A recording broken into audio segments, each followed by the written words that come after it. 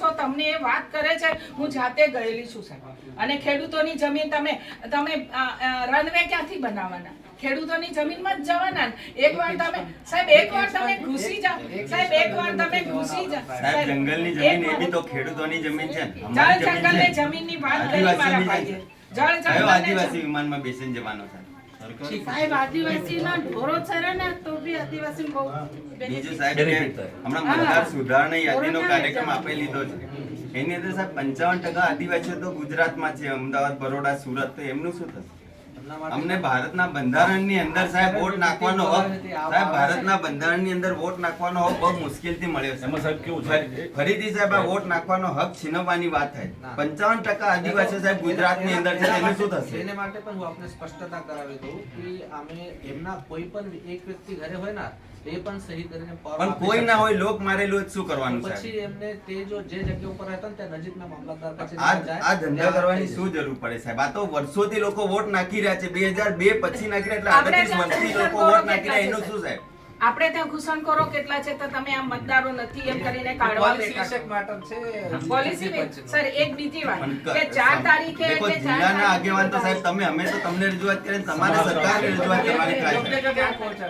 સાહેબ 4 તારીખે તો પતી જવાનું, તો તમે એ તારીખ વધારો સાહેબ. ઇલેક્શન કમિશન અરે ઇલેક્શન કમિશને તમારા ખાતે બનેલું છે, તમારા જેવા અધિકારીઓ બનેલું છે સાહેબ.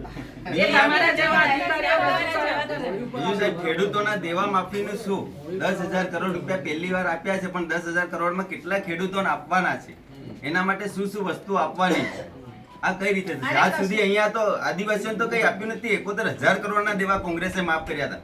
આજ સુધી ભારતીય જનતા પાર્ટી 1 રૂપિયાનું દેવું માફ નથી કર્યું સાહેબ. એના માટે સાહેબ તલાટીશ્રીએ મોકલ્યું કે કઈ એનું ધારાધોરણ શું નક્કી થયું?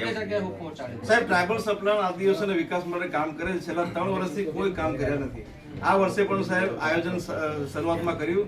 જિલ્લા સભ્યો તરીકે અમારી પાસે સૂચનો માંગ્યા, અમે સૂચનો આપ્યા, કામ આપ્યા. આ વર્ષ પૂરું થવા આવ્યું, હજુ સુધી કોઈ કામ મંજૂર થયા નથી. આવું તો નથી. આપ એક વખત પ્રાઇવેટના કચેરીમાં જઈને ચેક કરો. ના નથી સાહેબ, અમે રોજ ચેક કરીએ. મતલબ મંજૂર તો થઈ ગયું છે સાહેબ. હું પ્રતિનિધિ સાહેબ, અમારા સૂચનો કોઈ કામ હજુ મંજૂર થયા નથી. એ મને એ નથી, પરંતુ આયોજન કચેરીમાં જેટલા છે મંજૂર થયેલા કામો તમે એની યાદી મેળવી શકો છો. એમાં કઈ ના નથી થયા સાહેબ. હું ગઈકાલની વાત, હું ગઈકાલે પણ હવે કરવાના છે એટલે દિવસો કાઢે. સરકારે 15 દિવસમાં 3 ટાઈફા કર્યા, 50 કરોડનું ધૂમ ઉડાડ્યું. તો દાહોદ જિલ્લામાં 50 કરોડ આપતા તો અમારો ખેડૂત તો ગળે ગળે થઈ જતો. સર પાણી નળ સે જળ